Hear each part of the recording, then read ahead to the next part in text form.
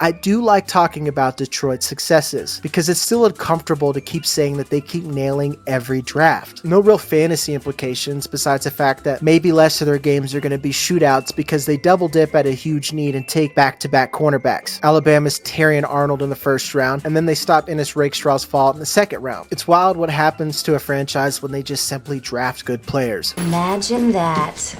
Absolutely zero changes offensively, and it should be business per usual. Kind of like how the Packers are doing, seeing as they can just go from one Hall of Fame QB to the next. The universe is caught in a time loop. They just played best available and bolstered weaknesses. They got a new offensive tackle in Jordan Morgan, which is actually huge for that offense because they really struggled against pass rush. And then Edge Cooper, who is considered the top off-ball linebacker and should be one of your top picks in IDP leagues. And then safety Javon Bullard, another IDP target. Offensively, which is kind of weird, and it's not the best landing spot right now, but they took Marshawn Lloyd, who they don't even need, seeing as they do have Josh Jacobs. But what's important is they don't need to commit long-term to Jacobs, so really you should be taking Marshawn Lloyd to get a little bit here and there in best ball this season, but to be more of a workhorse the next season. And now we make our way to Houston, and the Texans again find themselves in best available mode because they found their personal Jesus. So they use their 2 seconds, one on a cornerback and the second on offensive tackle Blake Fisher, which again, I keep saying, getting offensive line depth is important, especially when you have a franchise quarterback. The only fantasy relevant change is that they did take Cade Stover, which makes me wonder about the long-term viability of Dalton Schultz even further. It's getting real crowded and he's a clear 4th in the pecking order, and now they have a tight end where they don't really need to commit long-term. Dunzo. And now to Indianapolis, where the Colts take the first and arguably one of the best edge rushers in Laitu Latu. We had the best rusher in the draft. And then they end the misery of every Adonai Mitchell stan like myself by taking him in the second round. I wasn't wrong, just early. If you're worried about buying the discount on Mitchell, look no further than Chris Ballard's interview about him. We tear these young men down. These are 21, 22 young men. And if people out there can tell me they're perfect in their lives, it's crap. It's crap. This is a good kid. And, for those reports to come out, like, I said it last year, it's bull.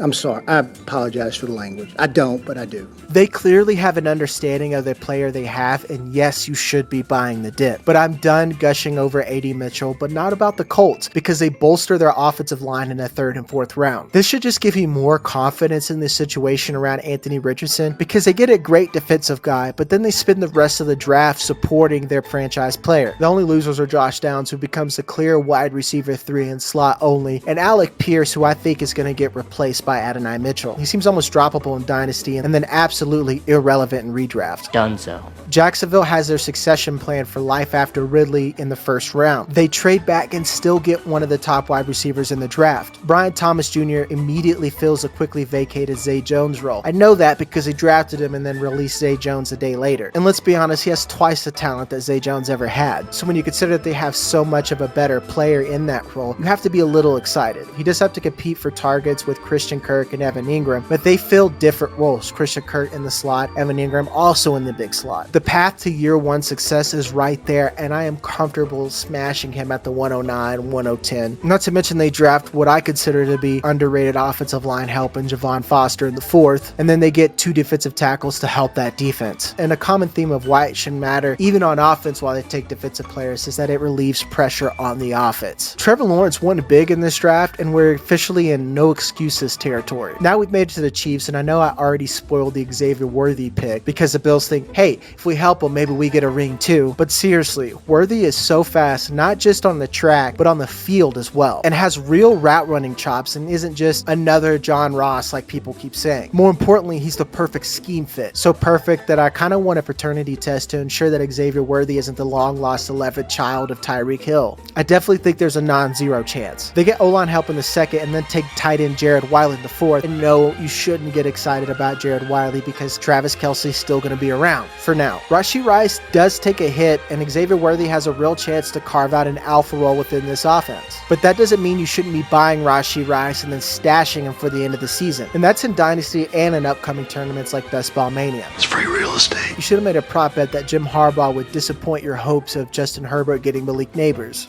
I hate so much about the things that you choose to be. They do the boring and responsible thing by taking the best offensive tackle in the class to stick on the other side of Rashawn Slater in Joe Alt. Trust me, it's a good thing that they protected Herbert. But they do take Ladd McConkey at the top of the second. No, he's not neighbors, but he's a quality slot and one of the best route runners in the class. And no, I don't think he's going to be in the Keenan Allen role because we don't know what that actually looks like, seeing as they have a new offensive coordinator in Greg Roman. And yes, we've seen Greg Roman offenses with Lamar Jackson and Colin Kaepernick, but we haven't seen what he looks like when he has a quarterback like Justin Herbert. But I am taking him late in first and early in seconds because, again, he's a savvy route runner and he's clearly the top target on that team right now. Sorry, Quentin Johnston. Done so. We did know Harbaugh was going to get a Michigan man. We just didn't know it was going to be Junior Colson over Blake Corum. And he feels a huge need. And he's another guy I'm really targeting in IDP leagues. But a sleeper pick that's not so much a sleeper anymore is Kamani Vidal, who they took in the 6th round. And I know it's a 6th round running back, but for at least immediate production in year 1 that you might be able to flip for later, he's someone that I really like. He's got talent on tape, good measurables, and an easy path to early success. I know they have Gus Edwards, but we know what the Gus Edwards role is, and who knows how healthy J.K. Dobbins actually is and how long he stays healthy for that matter. He's an easy running back target in the 3rd round of Dynasty rookie drafts, and he's a taxi squad stash in Dynasty startups. The Rams have a 1st round pick since the Trump administration, and this draft was all about restocking their defense after losing Aaron Donald. They went for Jared Verse on the edge and then Braden Fisk for the interior, but the biggest for the offense is Blake Corum. Yes, Kyron Williams had a monster season that's going to live on near and dear in our hearts forever, and I'm not discounting that. But Blake Corum is an objectively better prospect than Kyron Williams was at this point and has day 2 draft capital. I'm not saying that Kyron is toast, but if someone still believes he's an RB1, I'd be yeeting him over to that offense to get what I can. You were warned this would happen. He could still have a role going forward, but expect Blake Corum to significantly eat into his carries. We've been anxiously waiting for Brock Bowers' landing spot since he was a freshman, and then he happens to land on the Raiders. Gardner Minshew is a capable quarterback, but not quite as sexy as a quarterback pairing as literally almost any other quarterback pairing in the NFL. But he is a winner, seeing as they still didn't get a QB and they did get a quality target. Rest in peace, Michael Mayer. Done so. They drafted Jackson Powers Johnson and Delmar Glaze in the 2nd and 3rd rounds respectively, and that's a huge boost for this running game and Zamir White. But don't ignore Dylan Laube in the 4th round or late in 3rds. He has a clear path for immediate success in a different role alongside Zamir White, and could be a change of pace back. Miami nailed another draft in my opinion. Chop Robinson in the 1st is exciting if you're chasing uber athletic upside, but his lack of production is a bit concerning. What I do like is they get much needed offensive line help in the 2nd and 3rd round, and in the 4th round they get Jalen Wright, who I comped to Raheem Mostert, and thought a team like the Dolphins could get the most out of him. Lo and behold, the NFL let it happen. I think Devin Achane gets a little bit of a ding here, and I don't think he's ever going to be a 15 carry guy, and he's probably going to be splitting some with Jalen Wright, but we do know that they could score at any point. The rich get richer. My favorite pick is actually Mo Kamara in the 5th round, who I think should be a target for all you IDP degenerates, but the value doesn't stop there because they get a much needed wide receiver 3 in Malik Washington. I know they just signed OBJ, and I don't know how that shakes out, but this feels more like insurance / a Odell Beckham Jr. retirement plan. All of this means good things for Tua, who fell off towards the end of last season due to all the injuries around him. Minnesota's landing on their feet post Kirk Cousins, so far anyway, but what's interesting is knowing that Drake May was the guy all along for multiple teams, including Minnesota. They couldn't get a deal done, but got a decent consolation prize with JJ McCarthy, who is a huge riser towards the end of the draft cycle. He may not have to start right away if the team doesn't think he's ready and Sam Darnold just happens to be good enough, but he should be your 4th QB taken nonetheless, and he's someone that I'm willing to trade back for if my situation allows it. He couldn't have a better landing spot and a better offense. And they improved their defense even more by trading up and getting Dallas Turner, an edge rusher, a little bit lean, and he might not be an every down contributor. Consider that when you take him in IDP drafts. Overall, the entire Vikings offense should hold its value unless we see some fall off in QB play like we saw from the Pastronaut towards the end of last season. Now we go to New England. In full disclosure, I am a Patriots fan, but I also understand that this team has been an offensive and fantasy death sentence since Brady left. But I absolutely love the Drake May pick, and he's been my QB2 since last season. The Jalen Polk pick in the 2nd isn't exciting, but they do need offensive help, particularly at wide receiver, and Polk's actually a good player that came from a good offense. And the Javon Baker pick in the 4th almost makes me feel much better about it, because he has much higher upside, albeit Polk has the higher floor, and is a bit cheaper. Alex Van Pelt is bringing over Cleveland's offense, which is run-centric, but it's efficient, and it should be helpful for a QB. Let's Let's not forget that, again, the Vikings and the Giants both tried to trade up and offered significant draft capital, and the Patriots said no. My understanding is the Vikings and Giants made one last-ditch effort to the Patriots